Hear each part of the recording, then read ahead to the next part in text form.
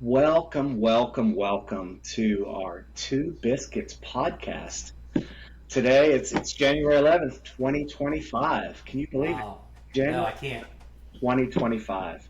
I'm Jeff Tunstall, and this is my brother from another mother, David Schreiber. David, tell the people what you've been doing the last couple of days. What you up to? 30 years, 30 years, 30 years we've been brothers. You believe that? Yeah, I can't believe it. Yeah. I know. There's only a couple years separating our age, I think, but 30 years we've been together. There's a lot of our age. Yeah. Yeah, I'm not going to kid myself, but I'll say this. It's cold up here in western Pennsylvania, and I know you being down in the south below the Mason-Dixon line might be a little bit warmer today. But it's snowing here. It's kind of chilly, but I'm glad today's happened because this is a very important day for you and I. Because for 30 years, you and I have always talked back and forth about everything. Yeah. And this right here is an opportunity for us to kind of share with others some life experiences, some things that life has taught us that we hope to share with others so that maybe they can learn a little bit and make some better decisions than maybe we did at the time. Yeah. So, Well, anyways, you said 30 years. So yeah. we might have some viewers someday. You never know. Our family's going to watch it, but we might have some people that actually watch it and get something out of it. Tell the people a little bit about yourself. What do you do? What are you up to? Why do you watch what I'm gonna lay back a little bit and show something. Oh, My alma mater, Appalachian State. yeah. People in the mountains suffered some tragedy not too long ago, so that's breaking my heart a little bit. Yeah. But I grew up down in North Carolina, and I was a teacher, coach, bus driver, assistant principal, and spent a lot of quality time with my brother here, Jeff. Couple things in my personal life changed in terms of family, and I made a change, and I moved north to Pennsylvania, Pittsburgh area, start a new job, start a new life. It's almost though it's kind of crazy because you and I kind of switch places. So I'm going to throw it back at you and kind of give them a little Yeah. thoughts, Jeff. So I grew up as you do now, bleeding a little black and gold for the Steelers. I mean That's right. Hey, playing tonight's the Ravens, man. it is. Tonight. I think it's on Amazon tonight. So I'm not Yes, you get to watch it. you can go back and watch Amazon or not in the future. But yeah, so I grew up in Pittsburgh and came to North Carolina for teaching. I was also a teacher and looking to be a teacher and a swim coach is kind of what I want to do in life. And Back at that time, getting a teaching job was a little bit more difficult really hard than it is now. Yeah, in the north, hard especially Pennsylvania. for them. Yeah, but I fell into some great situations with some wonderful staffs and leaders and kind of stayed here and retired from North Carolina teaching a few years ago and have a wonderful gig with a university now and kind of retirement. It's one of those things where why would you actually retire? I don't even know what that means if you're doing something you love. My wife and I still run a little community swim program. You'll meet her on another episode, I'm sure. She's got an amazing story to tell everybody. Oh, It's absolutely. It's a great story. it's Lifetime Channel magic with my wife. But all the same things as Dave. I taught, had the silly bus license. I did that forever. It's not silly, man. It's not silly. Principles, yeah. I got some degrees back there on the wall from Dave's alma mater. Little later in life, and We'll get to that. yeah, it was good times. And people call me Doctor now. Can you believe it? I don't. Even, some just silly kid from Pennsylvania, and they call me Doctor now. Just crazy. Just so you know, that's impressive. That is. You say So, 30 years ago, we kind of started teaching together, and I was fresh out of school, and I think you had a couple years under your belt. Yeah. And just to kind of start out with here, those were the memories that hold dearest to me, was those first few years, because I learned so much, not just from you, but my peers, but from students, that I have carried with me for 30 years. I have a hard time reflecting back that 30 years have passed, but I do want to say that a big part of this show is how we evolved as, we'll just say, professionals because we were teachers, because of those experiences. And even to this moment today, when we're talking about, and we're going to talk about the whys of why we're doing this, one of the things I hope that if there's somebody out there, if they can get anything out of this, is to hopefully inspire them to continue in education, to be an educator. Trust me, there is no profession that's perfect, and I know education gets a lot of slaps lately with things. A lot of discussions about what's better, a charter school or a public school, or if I have my tutoring done by a human or AI. I mean, there's so many topics out there and things that can be distressing to a lot of people. I think hopefully us and some of our, we'll call it anecdotal stories and things that we're going to share will hope level the playing field for anybody listening, and bring them down a little bit, don't get them excited, and hope them see the beauty. I'm going to call it the beauty in teaching, because it is a beautiful occupation. It is a beautiful thing to do, and it's about inspiring others. It's about building those positive relationships with others. It's all about relationship building, Yeah. And also not just with students, but with your colleagues.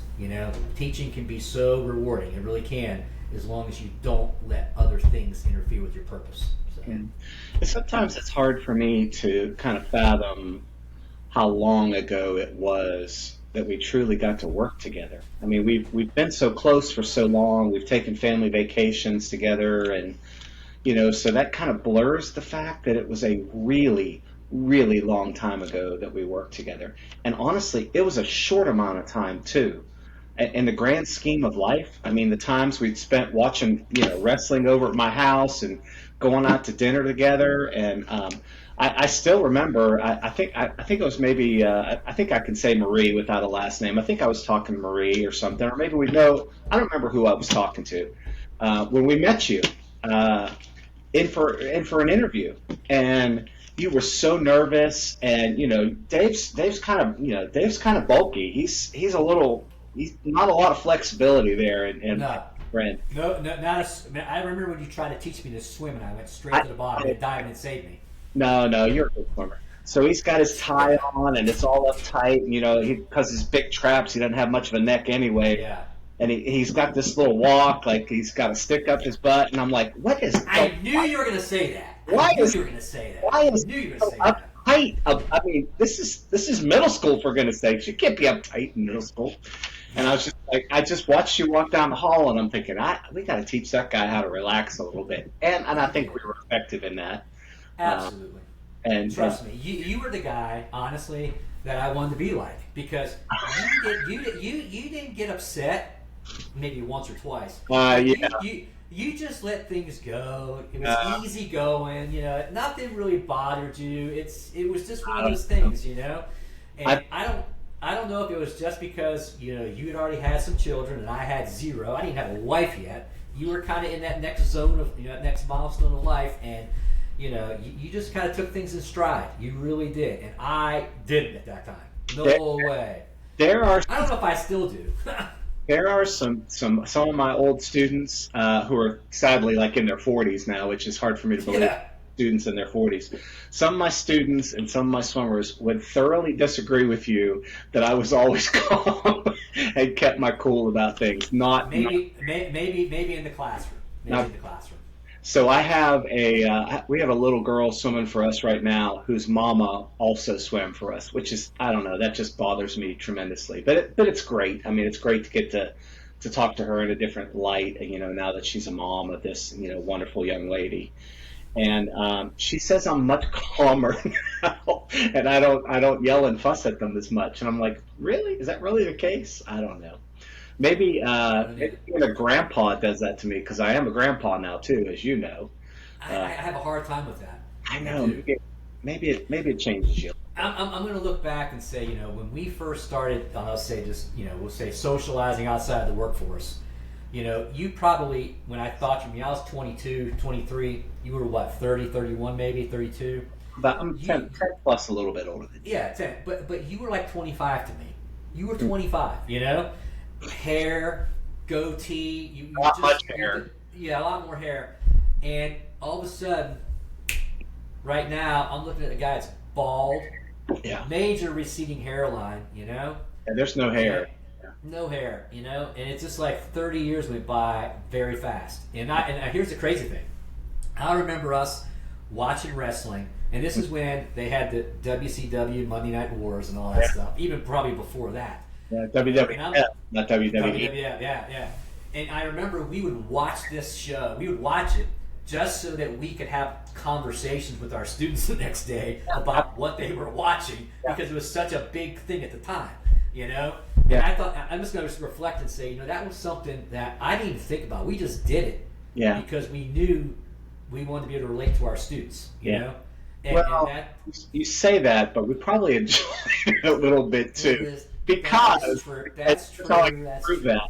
So you told me a couple of days ago, probably about a week ago, that WWE was going to be on Netflix. And yes, I did. Out, and you gave me a little teaser. So I got to be honest with you, and this has nothing to do with students. I just watched it this afternoon. It's fantastic. The Rock coming out and the crowd, and you talk about somebody that knows the power of silence and the wait. He can just wait and feed off the crowd, and anybody that ever needs to do anything like that needs to watch Dwayne Johnson, because he completely knows how to work a crowd. It's a miracle to watch. And my wife and my daughter that's here today are just thinking, this is so stupid. Why are you enjoying this? I was like, you don't understand. This is a part of my life. I was, sitting with Dave watching wrestling. It's a big part of it. Yeah, there's a lot where he holds it and he won't tell them. Finally The Rock has come back to, and he says Netflix, and everybody's like, boo, because they want to think Los Angeles. I think they said Netflix, and he said, or I don't know, one or the other. He made them wait to say, yeah. I was waiting for him to say jabroni, but he didn't say it. He didn't. No, he did. Jabroni. Tremendous respect for that guy. Tremendous respect for that. You know what? Do you remember? Speaking of the wrestling and doing it for our students, do you remember the newsletter that we did that was all of our really at-risk kids, and they wrote about wrestling? Do you remember that? And we printed it for everybody. We let them have their grammar. They didn't have to worry about grammar or spelling, or we'd help them a little bit if it was completely intelligible. But those kids, I don't know how they turned out, David. I don't know, but I know they loved being there at school, and they loved being with us, and they knew on Mondays we were going to get them together in that little advisee time that we had. That was actually Tuesday, because it happened on Monday. Tuesday as advisee, we work on the newsletter and let those really at-risk kids. I mean, we taught in a very impoverished area, and it's a weird dichotomy of pretty extreme wealth and really extreme poverty and not much else. That was pretty much the area we taught in. Would you agree with that? Absolutely. And I can say this, we were so, and I'm not going to say extreme, but we were so immersed in wanting to make sure that those kids had a good experience. Yeah. I remember, didn't we used to tape on the old VHS tapes some of the matches and show them to kind of get them excited the next day? We only showed them the ending of it, Only the intros. Only the intros, You never know what they're going to say during the matches. Right. You don't want to show them violence. No. But the intros, music, Yeah, we would do that just to get them excited about, and the coolest thing of all was we were able to connect that to the curriculum we were doing, the things we were learning in class. Yeah. And it wasn't something that was distracting. It was motivating to them, you know? And you know what? The craziest thing is I got as excited about it as they did. And so did you. Yeah. The passion. Right? I mean, think about the character development. If you're going to be a writer someday or whatever you're going to do, and the ability to speak and write and all those things are just so powerful for those kids. This goes even further into kind of part of why I think I know why we're doing this is because we spent so much time making sure that we had the skill set to make sure that we could connect with everybody. Yeah. I didn't care where they came from, who their mom and dad or mom and dad were not. Every kid we made sure we connected to. And the beauty of it was the fact that we got to work together as a team. Right. And even when there was years that maybe we weren't actually an absolute team together, and maybe you were a team with someone else down the hallway, that team just expanded to where we kind of used our skill set. And I do know that there was someone, a lot wiser at the time than we were, who knew separating us and allowing us to work with other people would spread the wealth, And sometimes that's hard to do because, in our hearts, I want to work with this guy, I want to work with this guy. And I'm just going to say, this goes across the board as you kind of, you learn a profession, you get out of college and you're doing things. Working a team is essential to everything you do. You got to be able to have those skills to where you can kind of work with anybody. And trust me, Right. Sometimes I reflect on The Hangover. You ever seen the movie The Hangover? Yeah. Yeah. Team. You got four guys. You know, if you look at the four guys in terms of being on a team, those four guys represent a true, not a true team, but what you would expect. You know, you got, I'll say you got Phil, who I'm going to say is probably going to be the easygoing talker. He's going to get everybody excited about what he's doing, but he's really not doing anything. You know, you're going to have, Alan, who's probably going to be taking the things apart you put together. And then you're going to have Doug, responsible Doug, who's going to be doing a lot of stuff. And then you're going to have, who's the dentist guy? What was his name?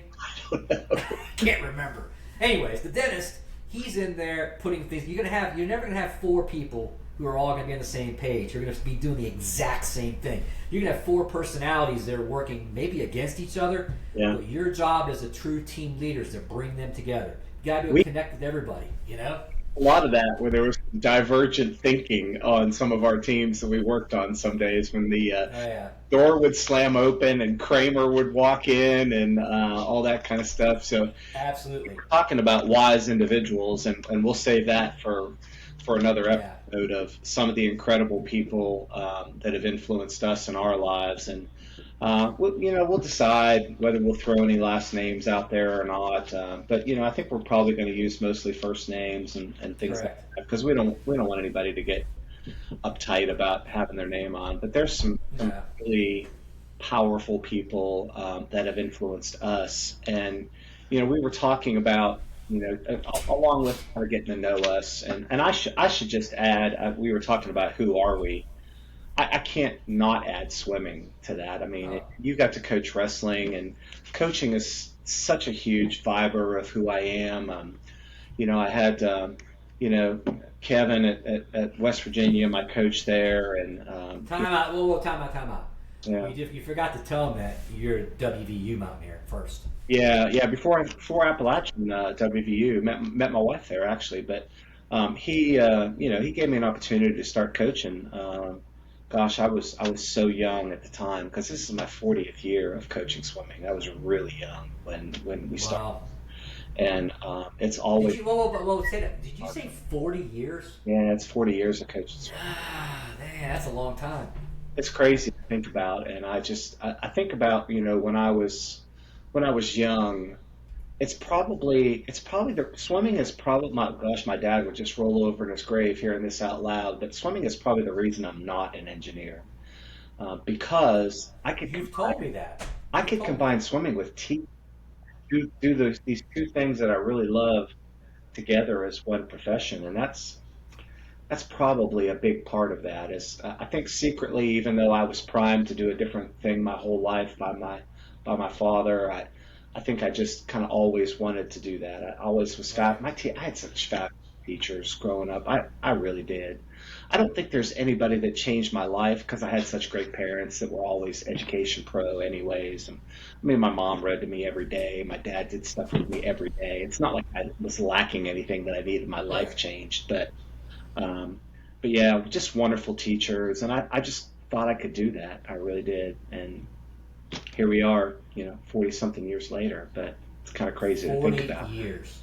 I know. I have to say, swimming's been a big part of everything that I know about you. I mean, it just has been. So, yeah. But I do want to kind of, just say, again, I think coaching and teaching are kind of, they're merged. I mean, they overlap, they intertwine, they're threaded together. Yeah. I mean, there's so many times when I've been working, and trust me, I've been very fortunate. I was able to do some adjunct instructor work where I got to work with undergraduate teachers and supervise undergraduate teachers and supervise, beginning principals and do all this stuff. And I learned so much about, sometimes when I was mentoring them, I'm coaching them. Or when you're mentoring, anybody in a team environment, I don't care what company you work for, having that, that inner side to you that wants somebody else to do better, somebody else to achieve more than you do, having that, I want somebody else to relish in the glory of what's happening here. Right. That's something you got to learn in life. It's almost like when you have children. You want your children to have, not saying more than you have, but you want them to have better experiences in life. You want them to be able to do things and see things and have an exciting life. That's what you want for them. You want them to see and do better. We want them to So be it's happy, just right? I mean, we want them to be happy. yeah, That's yeah. what we want. We've talked a lot about, you know, why we might do this, and this is kind of your Uh, dream to do this podcast. You've been talking about it for a long time. That I always thought I would write a book and put my experiences in a book, but there's so much stuff that's happened, especially in the last, 30 something years that I've been married, and the kids and the grandkids and the experiences, well, the travel I've got yeah. to do. I mean, it's just such amazing stuff that, Just the people you've interacted with yeah, in other countries, in this other country. I countries. mean, Yeah, it's yeah. and We've here's the talked thing. a lot. Go ahead. No, I was just gonna say we've talked a lot about why, not necessarily today in this recording for today, but why we want to do this. And I want to hit that for just a minute of, we had a discussion the other day I thought that was really powerful about how much we really know about people that are our role models in life, our parents, our grandparents. Hmm. We don't really know much about them. We don't know Yeah. about their real experiences that they had. And one of the reasons, you jump in and correct me, tell me, I feel like one of the main reasons we did this is we don't want to just help people that are watching. We want people that'll never know us, that are part of our families and our greater part of the community, to know a little bit about us long after we're gone, if that's possible to do that. Well, it's what you're saying here is incredible because I don't know if two people from two different worlds can merge in a place where we merged and have so many similar, we'll say, family situations, Yeah. have so many similar outlooks on life, but have so many similar experiences that we have had the privilege of sharing through life because regardless of how people look at where people actually whether you're truly blood family or you're family through just relationship. you know I was there when two of your kids were born. I know. You were there when I met my wife, which you helped probably orchestrate. You were there for the birth of all three of my kids. Yeah. And for me, and we have stayed together, even though we live a long ways away from each other, we talk all the time about everything. And I am very thankful that we've had this experience for all these years. And it's kind of like, not many people I know have this type of relationship with somebody else. Yeah. Not only is it a family relationship, but it is professional, and Yeah. it goes beyond just professions. We're at that point in our lives where our careers are kind of on the sad side. Not the it is sad to think our careers are kind of a little bit behind us now, Yeah. and we're still moving forward.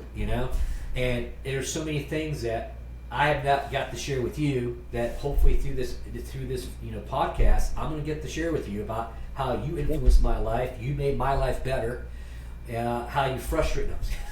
Yeah. Yeah. Absolutely. Yeah. That's the and let me go back one more time. And I'm the guy that interrupts all the time, and everybody knows that I interrupt.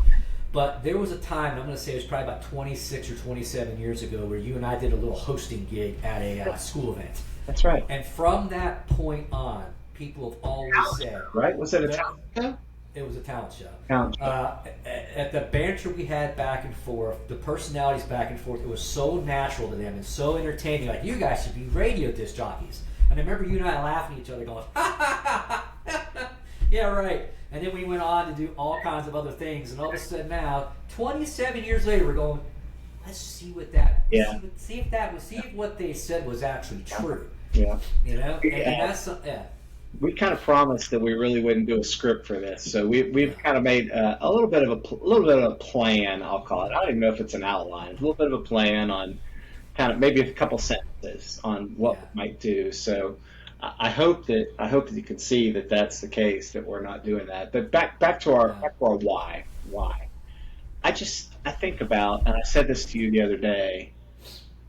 Father Time is undefeated. Thank you, Mike Wilbon from ESPN. Father Time is undefeated. There's no beating Father Time. Yeah. There's going to be a time when you and I aren't around, right? I mean, it's inevitable, right? It happens to all of us. And how incredible in our now digital world that there is an opportunity for my children, my grandchildren, to say, let's go watch that. Let's go watch, Dad and David and Grandpa and Pap and David, and you're going to be in that same boat someday where your kids are going to go. Let's go watch Uncle Jeff. Let's go see. We miss Uncle Jeff. Let's go watch that and hear how silly Dad and Uncle Jeff were, and then there's this whole future of people that we will never know, that carry our names, that carry our genes, that carry our traits about us. That it's just so powerful for me to think about. And I mentioned earlier about when we have Leah on in a couple of weeks and talking about her just amazing ancestry discoveries, and it's just powerful for me to think about. And watching my grandchildren have looks that I know that I've seen me or my wife have. It's just Yeah. I want them to know a little bit about me. So that's a powerful part of doing this for sure. Um, I also want people. I'm in the same boat. I haven't talked about my family yet because that's another episode. I think that my relationship or the beginning relationship with my wife could be a movie. I think maybe someday. Who knows? yeah, But it is. she is pretty. It's pretty impressive. Yeah, But the more important thing for me a little bit about this is about for other people, our kids and people out there, to see that two people from completely different backgrounds, completely different fate parts in the world can merge at one point in time and build a friendship that lasts as long as ours has. yeah, And to have a relationship that it's not just about having fun. That's a part of it. yeah, But it was a relationship that I learned how to maneuver through life's big obstacles and challenges, sure, how to celebrate some of life's biggest challenges. sure, Those are things that we're going to go over as the history of, in yeah, terms of not the history of us, but just I want people to know that what life is good, yeah, and no matter how bad it gets, and trust me, I'm suffering from one of the worst things for me ever. People who know me know I have adult ADHD. I can't stop. I got to be doing something. And I recently broke my leg, and I'm just going to be honest, it was so stupid. I jumped off 4 steps, and I fractured my tibia, and I had to have 5 screws in it. So, my mobility has been minimized. I really can't do a lot. So my mind is what keeps me, my mind is always thinking. But once again, it didn't stop this. yeah. It didn't stop this from happening, I And think it didn't, I think when we get a little better at the whole technology, I think yeah. I'm going to put in there the slow motion video of you jumping down the steps. That would be fantastic to share with everybody. I mean, I have it. I have it that I could load Oh, I know. Oh, yeah. and put up. Yeah. Here's something ironic. I called somebody not too long ago from your area of the woods, Mhm. and they were like, "Hey, how you doing?" And I'm like, "Peachy, I guess." I kind of, and they said, I saw that video of you Yeah, breaking I your showed leg." it to everybody. Put it to everybody. I'm like, what? No, I showed it to everybody. I figured that. We're talking about our relationship, and that extends to. I love the fact that my daughter's boyfriends and future fiancés and husbands have all had to be Schreiber approved, and I'm grilling every one of those guys that Oh, says absolutely. they want to hang out with a Schreiber girl. It's like Yeah, you gotta pass the tests here. You can't just step into this life here without. You got to be approved. You got. that's right. There's a chain of appointments they have to make until they get to the final interview, and that final interview is obviously with you. That's But right. there's some previous, there's a first, second, a couple third round interviews before they actually Right. get Yeah. in front of the board to get approved for that. Well, I hate this, David, but we're kind of reaching the time limit on. It can't be. It can't be. I know. I just want to assure everybody that we have some fabulous stuff planned to talk about Absolutely. and help you and learn about us and hopefully do Yeah. some things that'll help you. We are definitely going to roast every boy that's come in this house that has said, I'm staying permanently. We're going to have the son-in-law and wannabe son-in-law episode where we're just going to have them come on and I may just go off the screen and let David just rattle their nerves. I don't. I'm gonna share with people how how you kind of go through the I'll call it the checklist approval list. Yeah, How that happens. yeah, how that happens. Yeah, But on another note, though, I do want to say, once again, that this right here, even though it kind of is something that we kind of hold and hold to our hearts and being an important part of like just vetting, we'll say future family members. An audience member out there who's not in that world, this is something that may not apply to you, but some of the things we talk about and some of the things we look at are, when you're looking for a son-in-law or a daughter-in-law, you're looking for good people. So it's not like we're not being really mean here. We're just trying to, find out, we want our families to be happy, and that's the truth about it, But there's also a ton of other people coming on too. Remember? I know. Well, if you like what you see, I did write one little note down because I'm not really good at all this stuff. But if you like what you see, subscribe to the Two Biscuits channel on YouTube. That's right. You do that. Is that two biscuits? Two Biscuits. We're going to talk about that, where the name comes from later. We're going to be on Spotify and Apple. We're going to have our little podcast on there. Leave us a like, leave us a comment. Let us know if there's any special guests that you want to see on that. We're going to turn the comments on, and unless anybody gets nasty, then we'll just turn the comments off. If somebody turns nasty, yeah, we don't. We're not doing that. I'm not playing that game. No. So in closing, and I know David's got some closing that he wants to mention too, but I'm just gonna let you know that when you have a chance, choose love, and honestly, every time in life you can, choose Two Biscuits. Absolutely. I do want to say, just for those listening again or watching, we're doing this obviously for reasons that are personal, but they're also for our families and to share with our families and hopefully give them guidance and advice throughout. Other people, you're welcome to join in with us and learn. We got a wealth of experience, I'll tell you some funny stories, and we do have a lot of people that we've been fortunate enough to get to know. They're going to be part of this with us, and they share in our stories. They're part of this, we'll call it this big old microcosm of just learned material, and our love for teaching and our love for education and our love for furthering your education. The big thing about it is you never want to stop learning. You're a lifelong learner. You used to write that all the time, Jeff. And one thing Jeff used to say, and it has to be said, don't be mediocre when you can be excellent. I remember you saying that all the time. And that's 30 years ago. And yeah. I've held that to myself so far. But, we're also people who we like to be a part of, things that happen real, just being real, just like being a real teacher. So me saying what I want to say doesn't mean a lot, but I'm going to leave you with a little thought in your head. Maybe this will kind of get you thinking. And I had to write it down because I don't have a good memory like Jeff does. But, I want people to know that, when you work hard, it pays off. Bad times don't last. But listening to this podcast and listening to all the stories and all the advice will hopefully make your life a whole lot easier. And that's what I want to leave people with. Make them enjoy life, and hopefully your life is better. And trust me, we do ramble, but we're truly committed to providing you with a good experience, and I want Jeff to know that you're always my brother. Two Biscuits, right? Two Biscuits. Peace out, my friend. Till the next time.